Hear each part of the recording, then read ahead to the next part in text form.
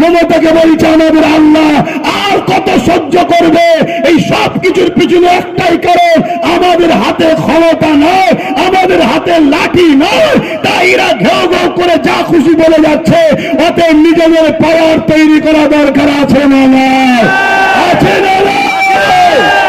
আহলে সুন্নাত ওয়াল জামাত মনে করে আমরা দেশকে বাঁচাবার স্বার্থে, জাতিকে বাঁচাবার স্বার্থে, সর্বধর্মের মানুষের বাঁচাবার স্বার্থে আমরা ইনসাফ পরায়ণ, ন্যায় পরায়ণ, মানব প্রেমিক, সংবিধান প্রেমিক এমন লোকের পাশে আমরা দাঁড়াবো এবং তার সাথে দাঁড়াবো যে আমাদেরকে পার্টিসিপেট করবে, ভাগ দেবে।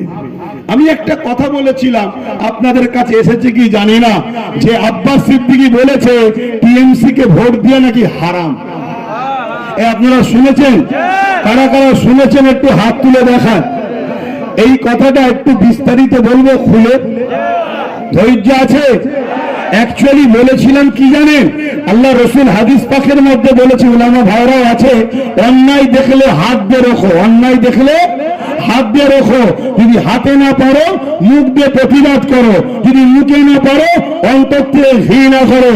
এই তিনটে যার মধ্যে নেই, রসুল বলছে তার মধ্যে ঈমান নেই। অর্থাৎ অন্যায় দেখেছে হাত দিয়ে রুকেছে, এ ক্যাটাগরির ঈমান। অন্যায় দেখেছে হাত দিয়ে রুকার ক্ষমতা নেই, মুখ দিয়ে প্রতিবাদ করেছে, সেকেন্ড ক্লাসের ঈমান। মুখ দিয়ে প্রতিবাদ করার ক্ষমতা নেই, অন্তর থেকে ঘৃণা করেছে। ঈমান আছে কিন্তু ঈমানের একদম শেষ স্তর। এরপরেও যদি কেউ অন্যায় থেকে ঘৃণা না করে অন্যায়ের সাথ দেয় এবং সেই অন্যায়টা ইসলামকে মিটাতে চায়, তার মধ্যে ঈমান আছে। জোরে বলেন। আজকে কেন্দ্রের অপদার্থ সরকার সংখ্যাগরিষ্ঠতা দেখিয়ে ওয়াকফ কালা কানুন তৈরি করে আমার মসজিদ মাদ্রাসা কবরস্থান মিটাতে চাইবে।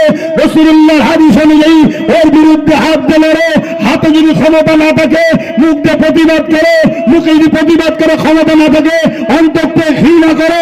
কিন্তু একটা মুসলমানের ঘরের ছেলে, সে দাবি করেন ইসলামের ঘরের ছেলে, ওর বিরুদ্ধে হাত দিয়ে লড়লো না, মুখে প্রতিবাদ করলো না, অন্তর থেকে ঘৃণা করলো না, উপরন্তকে ভোট দিল, দিয়ে বিজেপিকে সাপোর্ট করলো, শক্তিশালী করলো, তাহলে কি তার মধ্যে ঈমান থাকতে পারে?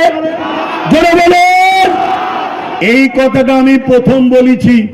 আর তারপরে বলেছি কি, যখন ওই বিজেপির বিরুদ্ধে বাংলায় আন্দোলন হচ্ছে, মমতা ব্যানার্জি বলেছে দিল্লি চলে যাও, এখানে নয়। যদি কেউ আন্দোলন করো তাহলে আমি সব থেকে বড় দুশমন হব। ঠিক ব্যাপারটা কেমন জানেন? বিজেপি মসজিদ ভাঙছে আর আমি বলছি ভাঙা যাবে না, আর মমতা বলছে একে রুখতে যাওয়া যাবে না, রুখলে সব থেকে বড় দুশমন আমার হব। তাহলে মমতা কি মসজিদের বন্ধু না দুশমন? তাহলে অন্যায় দেখে হাত দিয়ে রুখতে হবে না? হবে না?